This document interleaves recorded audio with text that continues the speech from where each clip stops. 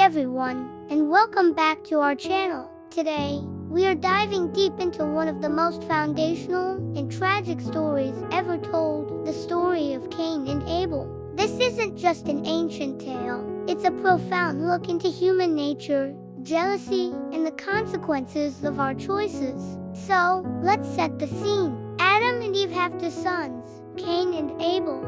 Cain is a farmer, a man of the soil, while his younger brother Abel is a shepherd. Both brothers decide to bring an offering to God. Cain brings some of his crops, the fruit of his labor. Abel, on the other hand, brings the best parts, the fat portions from the firstborn of his flock. Here's where the story takes a dramatic turn. God accepts Abel's offering but rejects Cain's. The text doesn't explicitly say why, but many believe it was about the attitude of the heart. Abel gave his very best, a true sacrifice, while Cain's offering might have been given grudgingly or without the same reverence. Seeing this, Cain becomes consumed by anger and jealousy. His face falls, and a darkness begins to brew inside him. God sees this and speaks directly to Cain. He asks, "Why are you angry? If you do what is right, will you not be accepted?"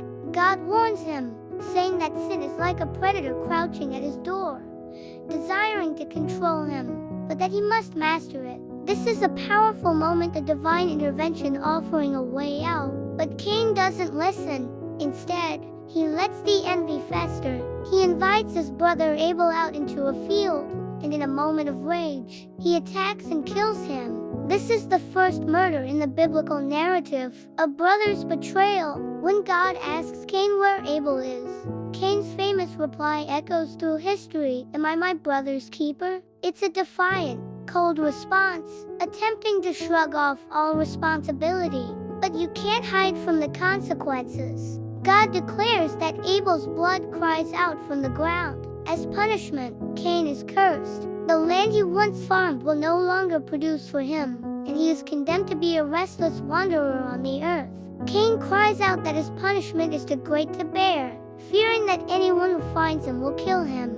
In a surprising act of mercy, God places a mark on Cain, protecting him from being killed and promising that anyone who harms him will face a sevenfold vengeance. So, Cain is exiled, and he goes on to build a city and have a family. The story then briefly follows his descendants, noting the rise of different skills like music and metalworking, but also a continuation of violence, as seen in his descendant Lamech. The chapter ends on a note of hope. Adam and Eve have another son, Seth, whose name means appointed.